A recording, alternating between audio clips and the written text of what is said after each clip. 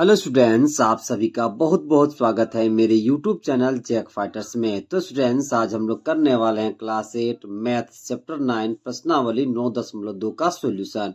यदि स्टूडेंट्स आप लोग मेरे चैनल पर नए हैं तो वीडियो को लाइक और चैनल को सब्सक्राइब जरूर कीजिएगा। तो चलिए शुरू करते हैं। तो देखिए सवाल नंबर 1 क्या कहता है।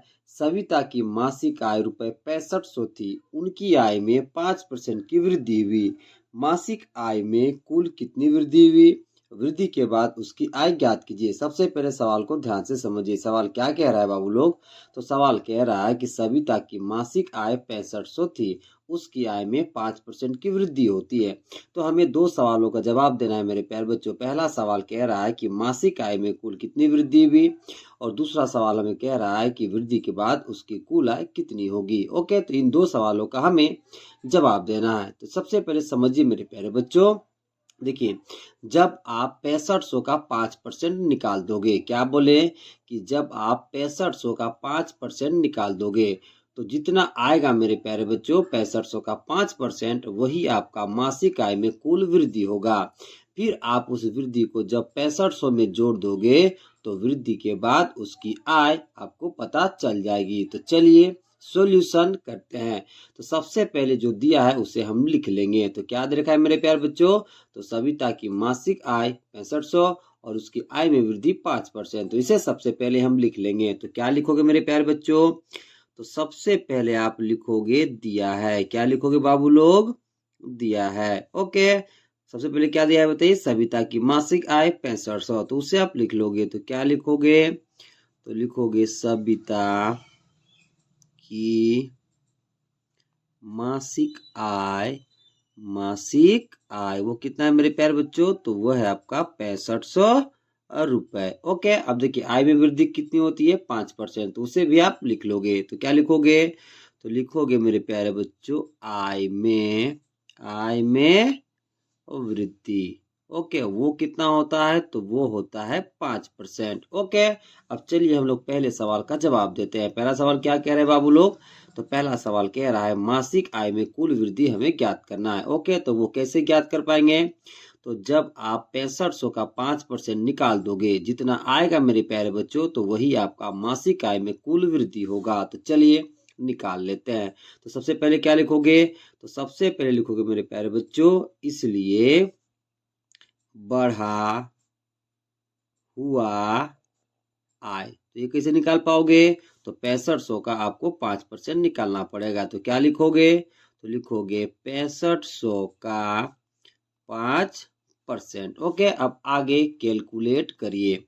अब देखिए बाबू लोग 6500 के जगह पे आप लिख लोगे 6500 का मतलब गुना 5 के जगह 5, और परसेंटेज को हटाओगे तो आप 100 से डिवाइड करोगे। ओके, अब देखिए 0 से 0 कट जाएगा, 0 से 0 कट जाएगा। ओके, अब आगे सॉल्यूशन करिए। देखिए बाबू लोग यहाँ पर कितना बचा बताइए? 65 गुना है तो गुना, यहाँ पर कितना बचा है? 5। अब इन दोनों को आप गुना करोगे तो देखिए 5 को हम जब 5 से गुना करेंगे तो हमें कितना मिल जाएगा मेरे प्यारे बच्चों? 5 हाथ में कितना हो जाएगा बताइए? 2। ओके, 5 से कितना बताइए? 30, और हाथ वाला 2 कितना हो जाएगा बताइए? 32। ओके, तो आपको कितना मिला बताइए? 325। यानी कि बढ़ा हुआ आय कितना होगा मेरे प्यारे बच्चों? तो 325 रुपए हो जाएगा। ओके, तो मासिक आय में कुल कितनी वृद्धि हुई बाबू लोग? तो 325 रुपए की वृद्धि हुई। तो उसे भी आप लिख दोगे। तो क्या लिखोगे? तो लिखोगे इसलिए मासिक आय में कुल वृद्धि। ओके, तो वो कितना हो गया बाबू लोग? तो वो हो गया आपका 325 रुपए। ओके, अब चलिए हम लोग दूसरा सवाल का जवाब देते हैं। दूसरा सवाल क्या कह रहे हैं बाबू लोग? वृद्धि के बाद उसकी कुल आय हमें ज्ञात करना है। ओके, देखिए दूसरा सवाल क्या कह रहा है? वृद्धि के बाद उसकी हमें कुल आय बतानी है, यानी कि वृद्धि के बाद हमें उसकी कुल आय को ज्ञात करना है। तो वो कैसे ज्ञात कर पाएंगे मेरे प्यारे बच्चों? तो जब हम सविता के मासिक आय में कुल वृद्धि को जोड़ देंगे तो हमें वृद्धि के बाद उसकी आय का पता चल जाएगा। तो चलिए हम लोग वृद्धि के बाद उसकी आय को भी निकाल लेते हैं। तो क्या लिखोगे? तो लिखोगे मेरे प्यारे बच्चों, इसलिए वृद्धि के बाद उसकी आय। ओके, तो कैसे निकाल पाओगे मेरे प्यारे बच्चों? तो मासिक आय में आप कितना जोड़ोगे? तो 325 जोड़ दोगे। मासिक आय कितना है मेरे प्यारे बच्चों? 6500। 6500 में जब आप 325 जोड़ दोगे तो आपको वृद्धि के बाद उसकी आय का पता चल जाएगा। तो चलिए हम लोग 6500 में 325 जोड़ लेते हैं। ओके, अब देखिए बाबू लोग, जब आप 6500 में 325 जोड़ोगे तो आपको मिलेगा मेरे प्यारे बच्चों 6825। कितना मिल जाएगा बताइए? 6825। यानी कि वृद्धि के बाद उसकी आय कितनी हो जाएगी मेरे प्यारे बच्चों? तो 6825 रुपए हो जाएगी। ओके, चलिए अब दूसरा सवाल करते हैं। देखिए दूसरा सवाल क्या कह रहा है। एक शहर की जनसंख्या 10,000 है। यदि इसमें 2% वार्षिक ह्रास हुई तो एक वर्ष बाद शहर की जनसंख्या ज्ञात कीजिए। सबसे पहले सवाल को समझिए, सवाल क्या कह रहा है। तो सवाल कह रहा है बाबू लोग, एक शहर की जनसंख्या 10,000 है। यदि इसमें 2% वार्षिक ह्रास हुई, इसका कहने का क्या मतलब है मेरे प्यारे बच्चों? ह्रास का मतलब क्या होता है बताइए? कमी आना। इसका मतलब क्या हुआ कि एक वर्ष में कुल जनसंख्या का 2% जनसंख्या में कमी आता है। तो हमें ये बताना है मेरे प्यारे बच्चों कि एक वर्ष बाद उस शहर की जनसंख्या कितनी होगी। ओके, जरा समझिएगा। देखिए अभी मेरे बाबू लोग शहर की जनसंख्या कितनी है बताइए? तो 10,000 है। ओके, अब देखिए एक वर्ष में कितने परसेंट जनसंख्या की कमी आती है बताइए? तो 2%। ओके, तो जब आप 10,000 का 2% निकाल दोगे, जितना आएगा मेरे बाबू लोग, उसे जब आप 10,000 में से घटा दोगे तो वही आपका एक वर्ष बाद शहर की जनसंख्या का मान हो जाएगा। तो चलिए अब सॉल्यूशन करते हैं। तो जो जो सवाल में दे रखा है उसे सबसे पहले हम लोग लिख लेंगे। तो सबसे पहले आप क्या लिखोगे मेरे प्यारे बच्चों? तो सबसे पहले आप लिखोगे दिया है। क्या क्या दे रखा है बताइए? शहर की जनसंख्या 10,000 और वार्षिक ह्रास कितना मेरे प्यारे बच्चों? 2%। उसे आप लिख लोगे। तो क्या लिखोगे? तो सबसे पहले आप लिखोगे शहर की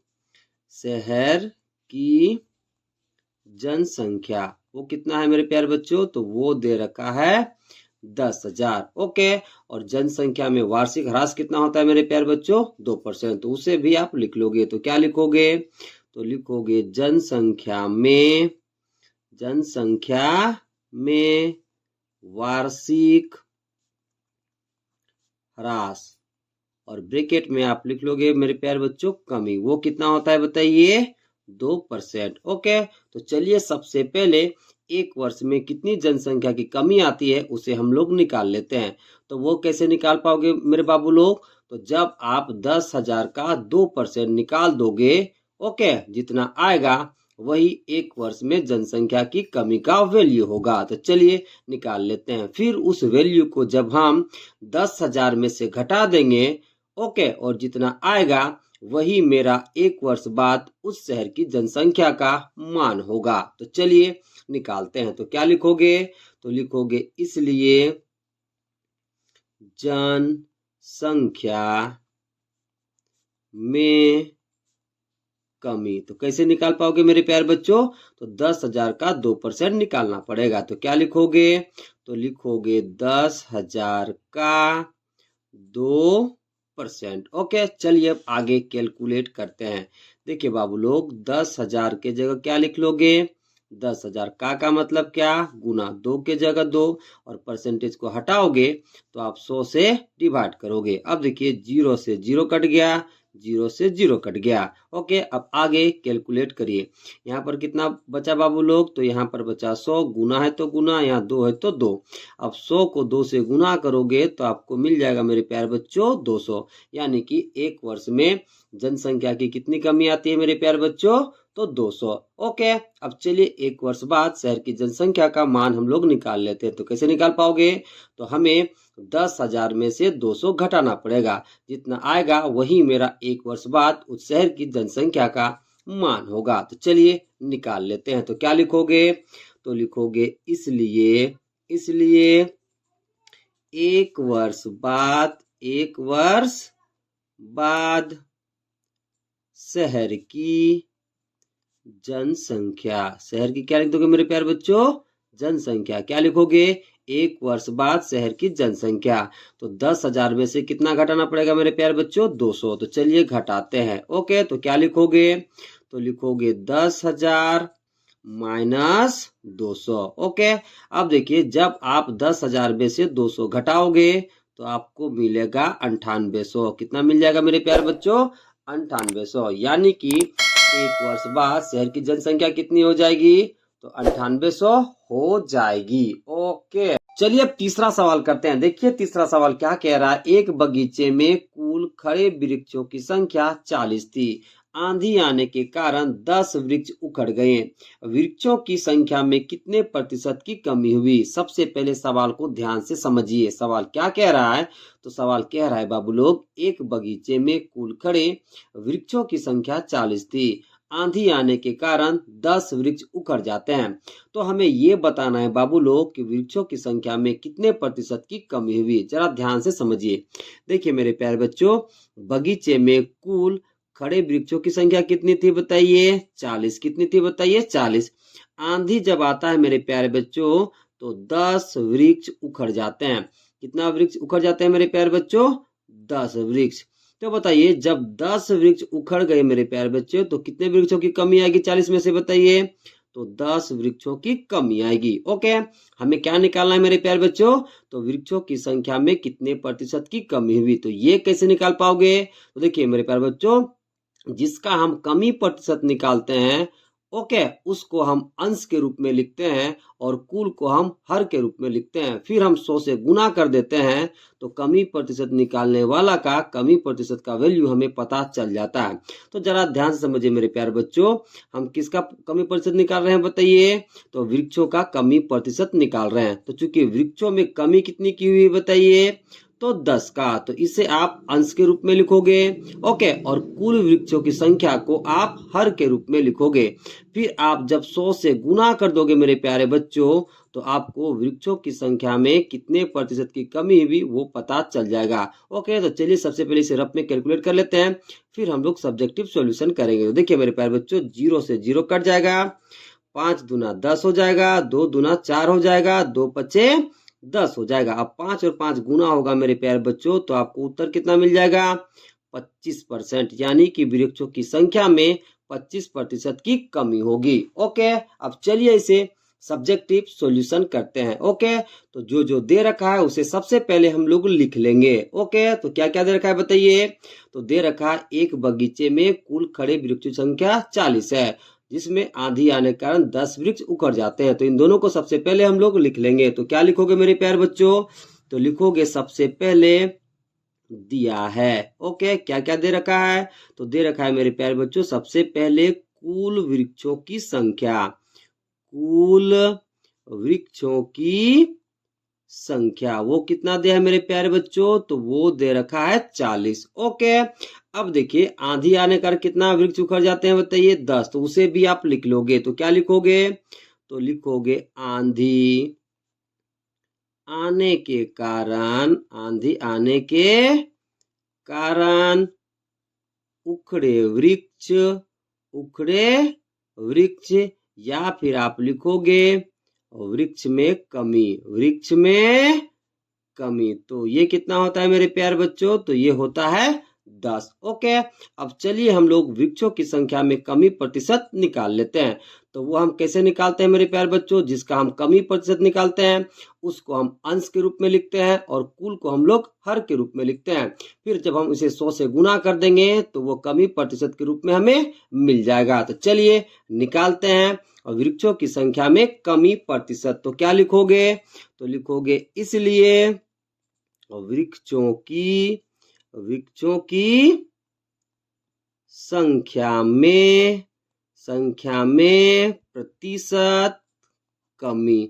ओके, तो इसके लिए फॉर्मूला क्या बन जाएगा मेरे प्यारे बच्चों? तो फॉर्मूला बन जाएगा वृक्षों में कमी बट्टा कुल वृक्ष गुना में 100। ओके, अब चलिए वैल्यूज को हम लोग रखते हैं। वृक्षों में कमी कितना हो रहा है मेरे प्यारे बच्चों? 10। तो वृक्षों की कमी की जगह पर आप रख दोगे 10, बट्टा है तो बट्टा। कुल वृक्ष कितना है मेरे प्यारे बच्चों? 40। तो कुल वृक्ष की जगह पर आप रख दोगे मेरे प्यारे बच्चों 40। कितना रख दोगे बताइए? 40 गुना में 100, तो गुना में 100। ओके, अब कैलकुलेट करिए। देखिए 0 से 0 कट जाएगा, 5 दूना 10 हो जाएगा, 2 दूना 4, 2 पचे 10। ओके, तो देखिए मेरे प्यारे बच्चों यहाँ पर कितना बचा बताइए, 5, यहाँ पर गुना, यहाँ पर 5, दोनों को गुना करिए। यानी कि जब हम 5 को गुना करेंगे 5 से तो हमें कितना मिल जाएगा मेरे प्यारे बच्चों, 25%। यानी कि वृक्षों की संख्या में प्रतिशत की कमी कितनी आएगी बताइए, तो आएगा मेरे प्यारे बच्चों 25% की कमी आएगा। ओके, चलिए अब चौथा सवाल करते हैं। देखिए चौथा सवाल क्या कह रहा है कि श्रमिकों की मजदूरी में 5% वृद्धि होती है। यदि इसका बढ़ा हुआ कुल मजदूरी रुपए 210 है तो प्रारंभिक मजदूरी ज्ञात कीजिए। सबसे पहले सवाल को ध्यान से समझिए। सवाल क्या कह रहा है बाबू लोग, श्रमिकों की मजदूरी में 5% की वृद्धि होती है। यदि इसका बढ़ा हुआ कुल मजदूरी रुपए 210 है तो हमें उन श्रमिकों की प्रारंभिक मजदूरी ज्ञात करनी है। सबसे पहले मेरे प्यारे बच्चों इस सवाल को हम आपको बता रहे हैं ट्रिक से, फिर बताएंगे आपको सब्जेक्टिव। ओके, तो जरा ट्रिक को बहुत ध्यान से देखिएगा।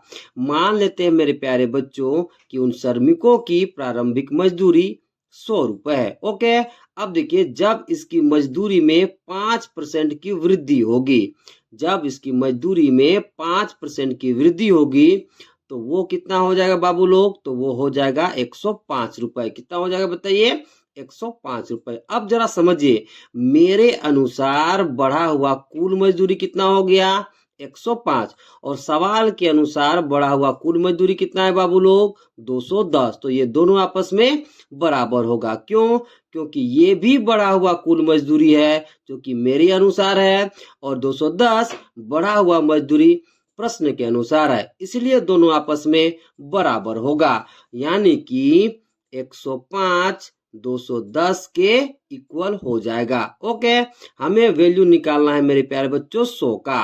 ओके, तो सबसे पहले वैल्यू हम निकाल लेंगे 1 का। ओके, तो 105 को आप बराबर के राइट साइड भेजोगे तो यहाँ कितना बचेगा, 1।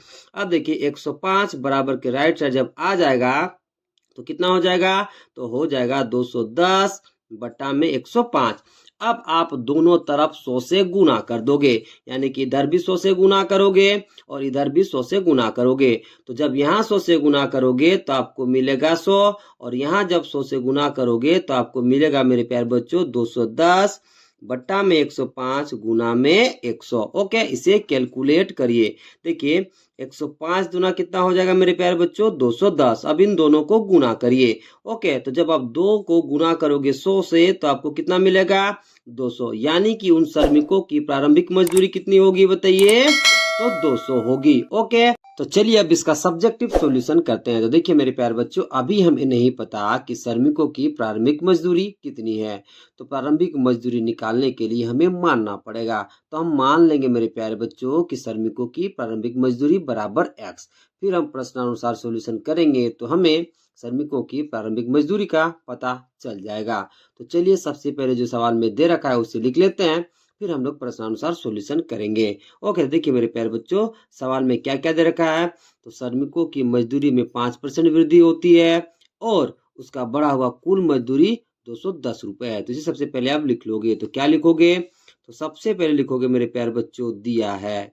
ओके, जो जो दिया है उसे आप लिख लोगे। ओके, क्या क्या दे रखा है मेरे प्यारे बच्चों, सबसे पहले दिया है मजदूरी में वृद्धि, तो उसे आप लिख लोगे। तो क्या लिखोगे, मजदूरी में और वृद्धि, वो कितना दिया है मेरे प्यारे बच्चों, 5%। ओके, और देखिए बढ़ा हुआ कुल मजदूरी कितना है, 210 रुपए, तो उसे भी आप लिख लोगे। तो क्या लिखोगे, तो लिखोगे बढ़ा हुआ कुल मजदूरी, वो कितना है मेरे प्यारे बच्चों, तो वो दे रखा है 210 रुपए। ओके, अब देखिए जो हम माने हैं, ओके, उसे लिख लोगे। तो हम क्या माने मेरे प्यारे बच्चों कि प्रारंभिक मजदूरी बराबर x, तो उसे आप लिखोगे। तो क्या लिखोगे, तो लिखोगे मेरे प्यारे बच्चों माना कि प्रारंभिक मजदूरी बराबर x। ओके, अब जरा समझिए आपको कैसे सॉल्यूशन करना है। देखिए मेरे प्यारे बच्चों, बढ़ा हुआ कुल मजदूरी सवाल में कितना दे रखा है बताइए, 210। तो सबसे पहले हमें निकालना है बढ़ा हुआ कुल मजदूरी। तो हम कैसे निकाल पाएंगे, जरा ध्यान से समझिए। देखिए हमने प्रारंभिक मजदूरी को क्या माना है बताइए, x, और मजदूरी में वृद्धि कितनी हो रही है, 5%। तो जब मेरे प्यारे बच्चों हम x में x का 5% जोड़ देंगे तो हमें बढ़ा हुआ कुल मजदूरी प्राप्त हो जाएगा।